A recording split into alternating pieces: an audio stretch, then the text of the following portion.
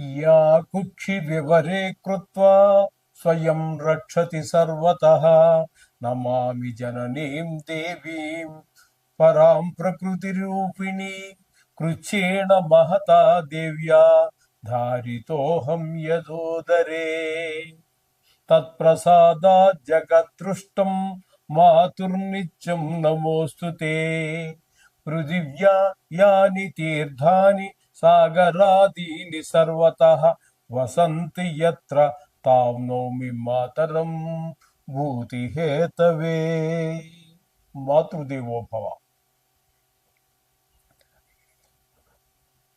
July 2026 సంవత్సరం గోచార ఫలితాలు ఇప్పుడు మనం చెప్పుకోబోతున్నాం. కర్కాటక రాశి వారికి జూలై నెల 2026 సంవత్సరంలో గోచార ఫలితాలు ఏ విధంగా ఉంటాయో సశాస్త్రీయమైనటువంటి పద్ధతిలో మనం తెలుసుకునే ప్రయత్నం చేద్దాము. ఇక్కడ ఈ కర్కాటక రాశి వారికి బుధుడు జన్మంలోనూ వ్యయిస్తాను అంటే దానికి వెనక స్థానంలోను అక్కడ సంచారం చేస్తున్నారు.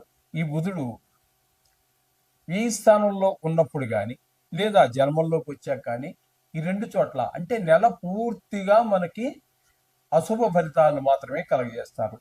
అక్కడ జన్మంలో ఉన్నప్పుడు మనకి చెడు ఆలోచనలు, చెడు ప్రవర్తన వైపు మనసు మల్లటము ఇట్లాంటివి జరుగుతూ ఉంటే, వ్యయి స్థానంలో ఉన్నప్పుడు ధనం ఖర్చు, ధన నష్టం ఇట్లాంటివన్నీ జరిగేట ఫలితాలన్నీ బుధుడు ఇస్తున్నాడు.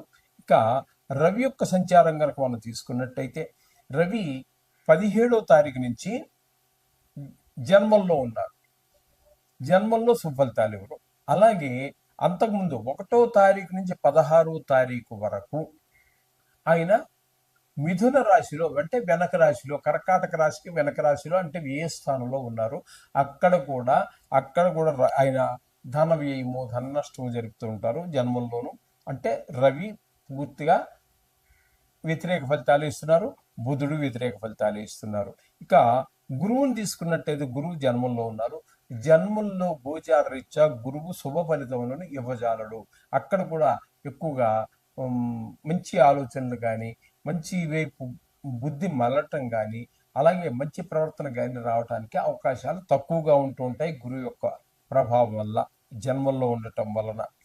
అలాగే శుక్రుని యొక్క సంచారం కనుక మనం తీసుకున్నట్టయితే ఇక్కడ జన్మంలో 4 రోజులు, ద్వితీయ స్థానంలో ఒక 5వ తారీఖు నుంచి నెలాఖరు వరకు 2 స్థానాల్లోనూ కూడా జన్మంలో ఉన్నప్పుడు మంచి ఆలోచనలు, మంచి ప్రవర్తన చూపిస్తే, ఇక ద్వితీయ స్థానం అయినటువంటి సింహంలో 25 రోజులు, 26 రోజులు ఉంటున్నారు కాబట్టి ఇక్కడ దీన్ని ధనస్థానం అంటారు, కుటుంబ స్థానం అవుతుంది. కాబట్టి ఇక్కడ మీకు ధనానికి లోటు లేకుండా చూస్తారు. అలాగే షేర్ మార్కెట్లో పెట్టుబడి పెట్టేటటువంటి వారికి, సినిమా రంగంలో వారికి, అలాగే ఈ టీవీ రంగంలో వారికి కూడా శుభకరమైనటువంటి ఫలితాలని శుక్ర భగవానుడు ప్రసాదిస్తూ ఉన్నారు. ఇకపోతే అష్టమ స్థానంలో రాహుగ్రహ సంచారం. అష్టమ స్థానం అనేటువంటి ఆయుస్థానము కాబట్టి ఈ స్థానంలో ఈ గ్రహం ఉండటం అనేది వాంఛనీయము కాదు. తద్వారా మనకి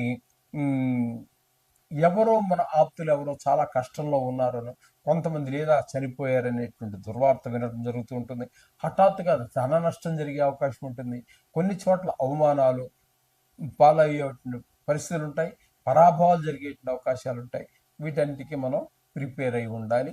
లేదా రాహుకి మనం జపం చేసుకోవడం ద్వారా వీటిని మనం తగ్గించుకోవచ్చు. ఇలాగే ఇక్కడ భాగ్యస్థానంలో శని సంచారం, అది కూడా తండ్రి గారి విషయంలో కానీ, గుళ్ళు గోపురాలు తిరగటం విషయంలో కానీ అనేక రకాలైనటువంటి ఇబ్బందులు కలుగుతుంటాయి. వాహనంలో కానీ, అలాగే దైవభక్తి ఉపాసనలో కానీ అనేక రకాలైనటువంటి ఇబ్బంది. మీరు దేవుడి దగ్గర కూర్చొని పూజ చేసినప్పటికీ కూడా మనసు లగ్నం కాదు. కొన్ని చోట్లకి ఎక్కడికో వెళ్ళాలనుకుంటారు, అది వెళ్ళలేకపోవచ్చు. ఒకవేళ వెళ్ళినా అక్కడ మనకి చాలా ఇబ్బందులు పడేటువంటి ఆ ప్రదేశంలో, ఈ యాత్రాస్థలంలో ఇబ్బందులు పడే పరిస్థితి ఉంటుంది. రూమ్ దొరక్క, దర్శనం దొరక్క, ఏదో అనేక రకాల ఇబ్బందులు ఏర్పడే అవకాశం మనకు గోచరిస్తూ ఉంటుంది. ఇకపోతే ఏకాదశి స్థానంలో కుజుడు ఉన్నాడు. కుజుడు మాత్రం ఏకాదశి స్థానంలో చాలా చక్కటి ఫలితాలన్నీ ఇస్తాడు.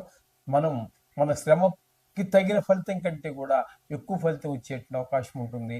మనం ఏ పని మొదలుపెట్టినా అందులో మనకి పూర్తి విజయాన్ని చేకూర్చడానికి కుజుడు సిద్ధంగా ఉన్నాడు. ఈ విధమైనటువంటి ఫలితాలన్నీ మనకి ఇక్కడ ఈ కర్కాటక రాశి వారికి గోచరిస్తూ ఉన్నాయి. కాబట్టి ఈ కర్కాటక రాశి వారికి ఈ శుక్రుడు పూర్తి అనుకూలంగా ఉన్నారు. అలాగే కేతువును మనం తీసుకున్నట్టయితే ఆయన కూడా ద్వితీయ స్థానంలో ఉన్నారు. కానీ ఆయన వల్ల కూడా కేతువు కూడా ద్వితీయ స్థానంలో కొంచెం ఇబ్బందికరమైన పరిస్థితులు ఉంటూ ఉంటాయి ఈ విధంగా. కాబట్టి ఇక్కడ మనకి చెప్పాలంటే పూర్తిగా శుక్రుడు పూర్తి శుభుడండి వీరికి. అలాగే కుజుడు పూర్తి శుభుడండి. ఈ విధంగా ఉన్నది పరిస్థితి అంతా కూడా. చేత కేవలం 2 గ్రహాలే మనకి పూర్తి అనుకూలంగా ఉన్నాయి.